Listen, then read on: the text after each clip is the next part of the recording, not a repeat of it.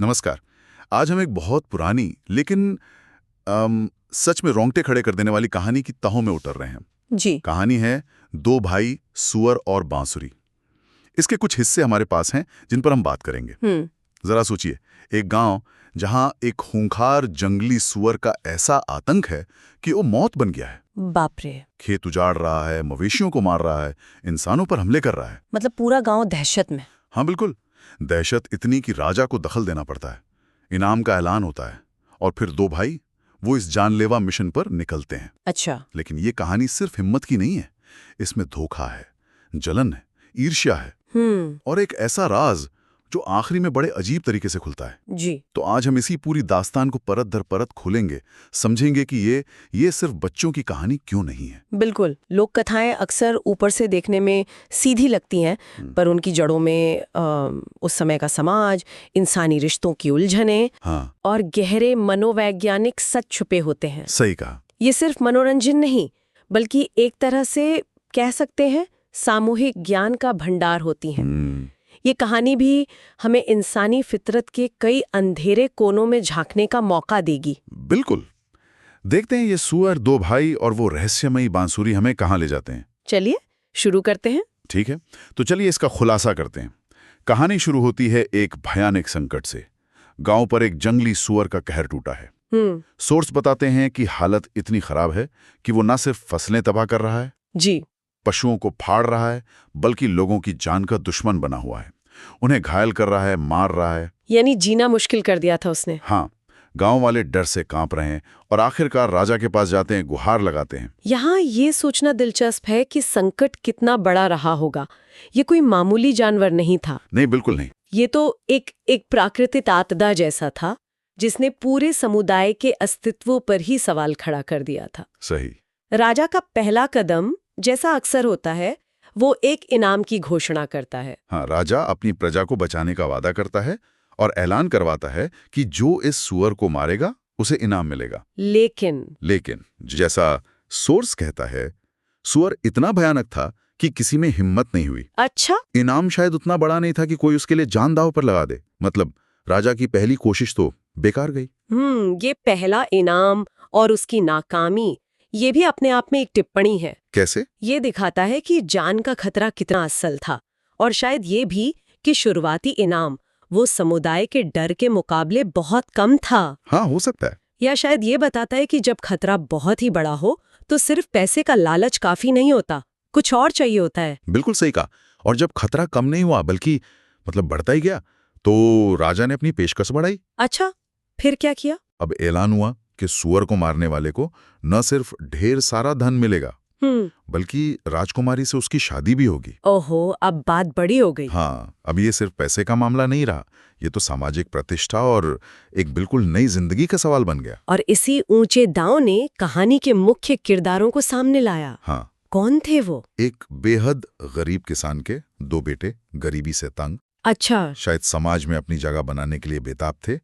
ये बड़ी पेशकश उनके लिए एक मौका था, शायद जिंदगी का इकलौता मौका। हाँ, और यही कहानी हमें इन दोनों भाइयों के कैरेक्टर का फर्क दिखाती है। जी, सोर्स के मुताबिक बड़ा भाई चालाक है, धूर्त है, उसे अपनी ताकत और अकल पर शायद कुछ ज्यादा ही भरोसा है, घमंड कह सकते हैं।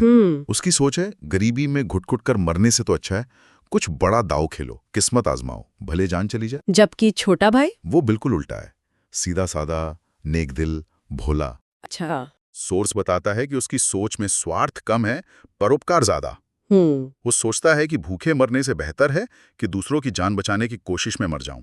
ये तो बिल्कुल विपरीत चरित्र है। हाँ, ये सिर्फ दो भाई नहीं, ये दो अलग-अलग जीने के तरीके हैं जो सामने आ रहे हैं। जी। एक दुनियावी सफलता के पीछे भाग रहा है, दूसरा शायद अंदर की नेकी या कर्तव्य भावना से चल रहा है। और दिलचस्प बात ये कि पूरे गांव में सिर्फ यही दो भाई इस चुनौती के लिए तैयार होते हैं। सिर्फ दो? पूरे गांव में? हाँ, सिर्फ यही दो। वो राजा के पास जाते हैं, अपनी इच्छा बताते हैं। राजा शायद उनकी सुरक्षा के लिए या रणनीति के तहत उन्हें सलाह देता है कि दोनों अलग-अलग दिशाओं से जंगल में जाएं। ये अलग-अलग रास्ते भेजना, ये भी सिंबॉलिक हो सकता है ना? बिल्कुल, शायद उनके अलग भाग्य या उनके चरित्र की परीक्षा के अलग रास्ते हो सकता है। तो छोटा भाई जंगल में घुसता है और कहानी यहाँ एक दिलचस्प मोड़ लेती है। क्या होता है? उसे एक बौना आदमी मिलता है सोर्स में लिखा है कि उसके हाथ में एक काले रंग का भाला है। एक बौना काले भाले के साथ। हाँ, ये कौन है, कहाँ से आया, कहानी ये नहीं बताती। लोक कथाओं में ऐसे रहस्यमयी मददगार किरदार अक्सर आते हैं। बौने, बूढ़ी औरतें, जादुई जानवर। हाँ हाँ, ये अक्सर उन शक्तियों के प्रतीक होते हैं जो मतलब आम दुनिया के तर्क से परे होती हैं, और इनका मिलना भी अक्सर हीरो के चरित्र पर निर्भर करता है। हाँ, और यहाँ भी ऐसा ही होता है। बौना छोटे भाई से कहता है, तू बहुत नेक है, मासूम है, तेरे दिल में लालच नहीं, अच्छा, तू दूसरों के लिए जान देने को तैयार है, इसलिए मैं तेरी मदद करूंगा। तो नेकी का इनाम। बिल्कुल। और वो उससे वो काला भाला देकर कहता है कि जैसे ही सुअर हमला करे, इसे उसके पेट में घोंप देना, वो तुरंत मर जाएगा और तुम्हें खरोच तक नहीं आएगी। देखिए, मदद की शर्त क्या है? नेकी, निस्वार्थता, भोलापन।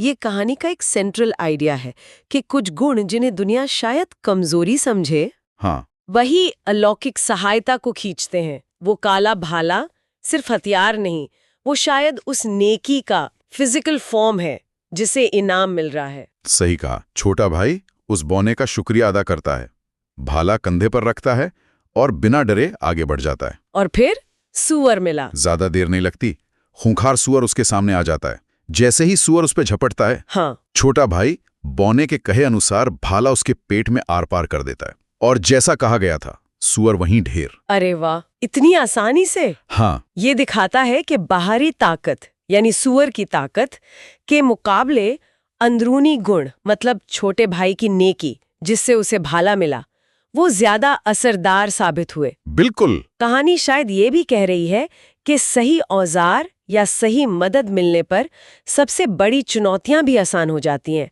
और वो मदद अक्सर चरित्र से जुड़ी होती है। हाँ, छोटा भाई मन ही मन बौने को फिर धन्यवाद देता है, मरे हुए सुअर को, जो शायद बहुत भारी रहा होगा। हाँ, जाहिर है। उसे कंधे पर लादता है और राजा के पास जाने के लिए जंगल से बाहर निकलता है। ठीक है। जंगल के दूसरे छोर पर उसे एक घर दिखाई देता है।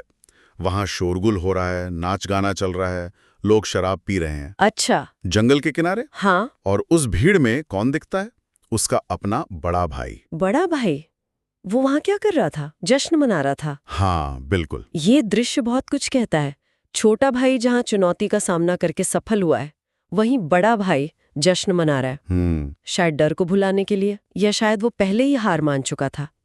सोर्स इशारा करता है कि वो शराब पीकर हिम्मत जुटा रहा था। हाँ, लिखा है। जो उसकी चालाकी के दावे के बिल्कुल उलट है। ये उसकी अंदरूनी कमजोरी को दिखाता है। और जैसे ही बड़ा भाई अपने छोटे भाई को देखता है कंधे पर मरे हुए सुअर के साथ, तो सोर्स कहता है कि उसका दिल ईर्ष्या और द्वेष से जल उठा। उसे बर्दाश्त नहीं हुआ कि उसका भोला सीधा साधा भाई, जिसे वो शायद हमेशा कम समझता था, हाँ, वो अब राजकुमारी से शादी करेगा, अमीर बनेगा, उसे वो सब मिलेगा जिसका सपना शायद वो खुद देख रहा था। उफ, ये ईर्ष्या ये कहानी का इंजन बन जाती है अब। सही।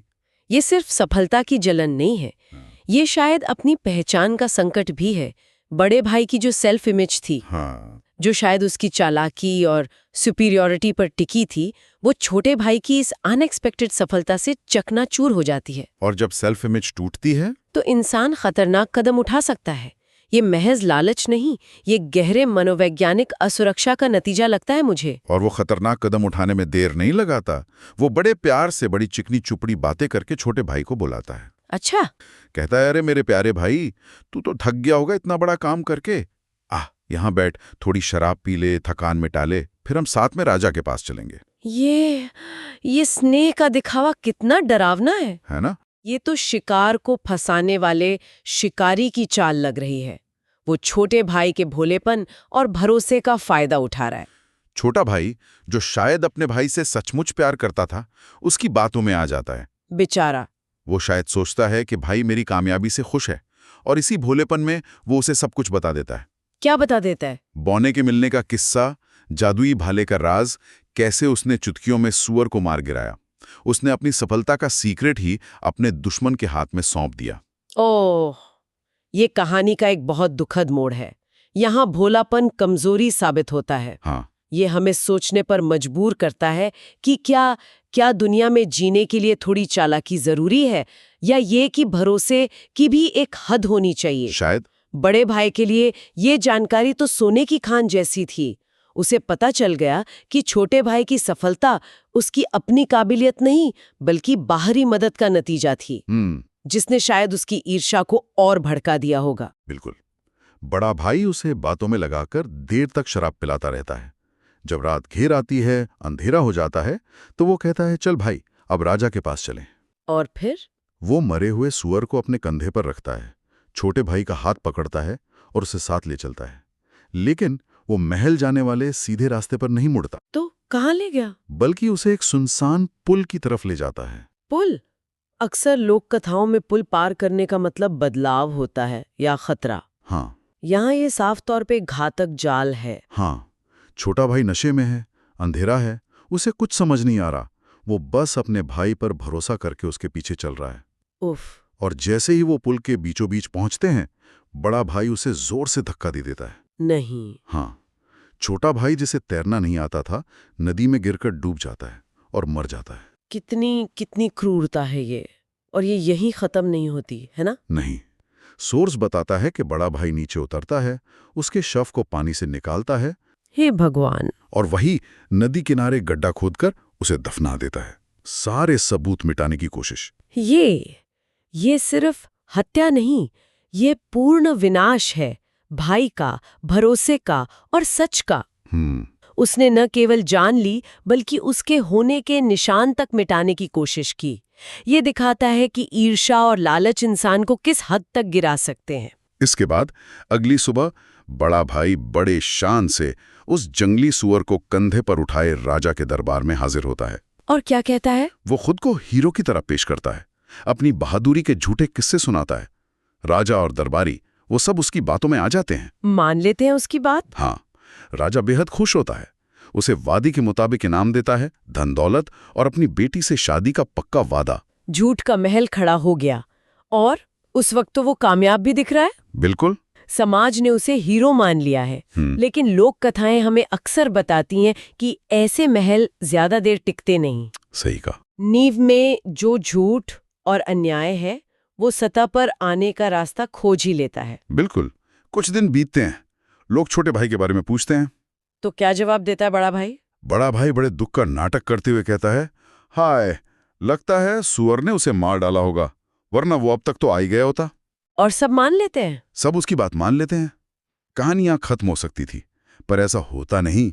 क्योंकि जैसा आपने कहा, सच दबाया जा सकता है, मिटाया नहीं जा सकता। हाँ।